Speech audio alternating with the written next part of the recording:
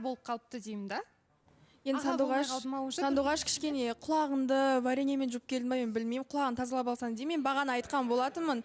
Мен Ернарды енді аға деп санамаймын. Бұл жерде менің ағам жоқ енді деген секілді. Сендердің аға болуы бір-ақ күн екен да, кеше ғана ағатай. Бір-ақ күн емес, ол бір-екі аптаға созылды сандуғаш. Бір-екі аптаға созылды. Бір күн ішінде ұмытып қалдың ба енді ағаңды, жай Ернар болып қалыпты ғой сен үшін. Сандуғаш қыз ретінде. Сіз деп сөйлеседің ғой, сен деп қалыпсың бүгін. Сандуғаш қыз ретінде сен мені түсіну керексің де, маған аға деп қалып едің кеше, бүгін енді сен деп отырсың дейсің да. Мені осы жерде жылатып, қаншама истерика болды да, сонда мен не отырып алып, я аға деген секілді қайтып мүләйімсіп көніп отырайын ба? Қыз ретінде сенде де ондай кішкене бір абырой болу керек деп ойлаймын. Сен мені түсіну керексің бұл жақта. Саған. Қыздар жігіттер, мына Саған. рұқсат болсын. Сол бүгін ояныпты енді, оянғанына рахмет. Түсініп жатсың. Сен де оян. Есің жақсы.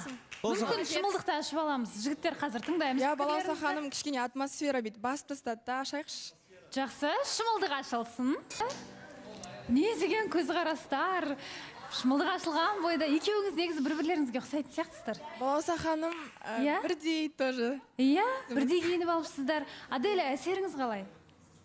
Керемет, бірден андай күлкісіне мән бердім де, тістері түзу екен. Өзім тіске қатты қараймын, негізі стоматолог болғым келген бұрында. Түсінде менде брекет бар дегендей, бұл кісі күлкісіне қалды. Түп-түзу тіс болу деген қазір арзан дүние емес, сондықтан әрине мән береді.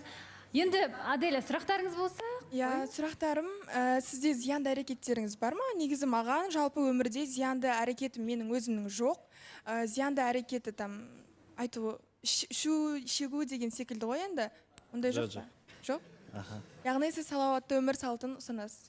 Салауатты емес, енді салауатты өмір салтын. Жақсы, менің ойымша бір қойылатын сұрақтары көп сияқты Аделяның. Барлығын мүмкін сырласуға барып, ұялмай ешқандай құлақ жоқ жерде отырып әңгімелес.